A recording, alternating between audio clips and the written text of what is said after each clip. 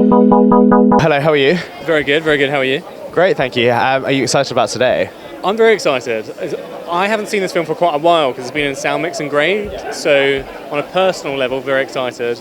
And it's always exciting seeing a film with an audience and seeing their reactions. So even if the audience is mostly people that worked on it, obviously a lot of them haven't seen the film yet, so it's very cool. So for someone that obviously edited this film, what were you scared on when you were editing it, and what is that whole process like? Yeah, I definitely like the jump scares. You're trying to, because you're the first member of the audience, really. You're the first person that's going to experience the movie.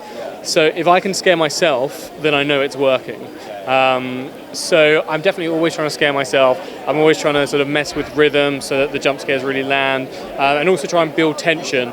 But then Scott likes to let his scenes breathe, so that there's also a lot of cutting them down and condensing them, so controlling the rhythm where you don't need to necessarily create that suspense. So it's about choosing when to try and create the suspense, but definitely trying to scare myself as much as possible in that process.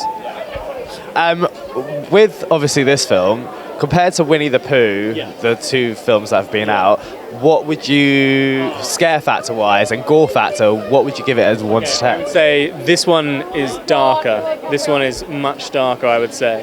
It's a real moody piece. There's a fun camp quality to Blood and Honey that this isn't.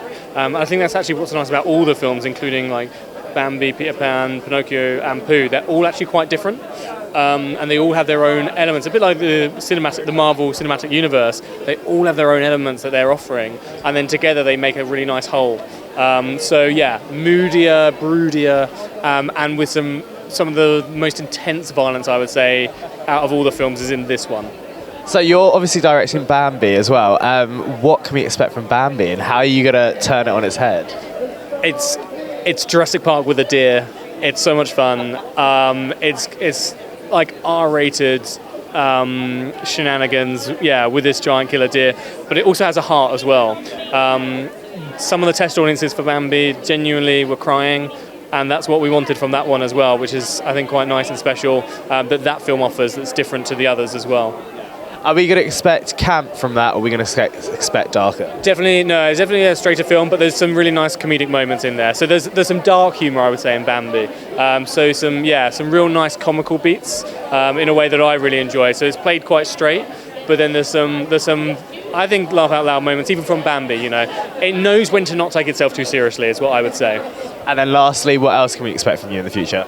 From yourself in the future? Myself in the future. You'll have to wait and see, is all I can say. There's stuff in development. Potentially another film with these guys. We'll see. There's talks going on. But yeah, I'd love to be involved more. And Pinocchio as well. I worked on Pinocchio with these guys. So I'm excited for that. Thank you so much. Have a great night. Thank you. Cheers. Thank you.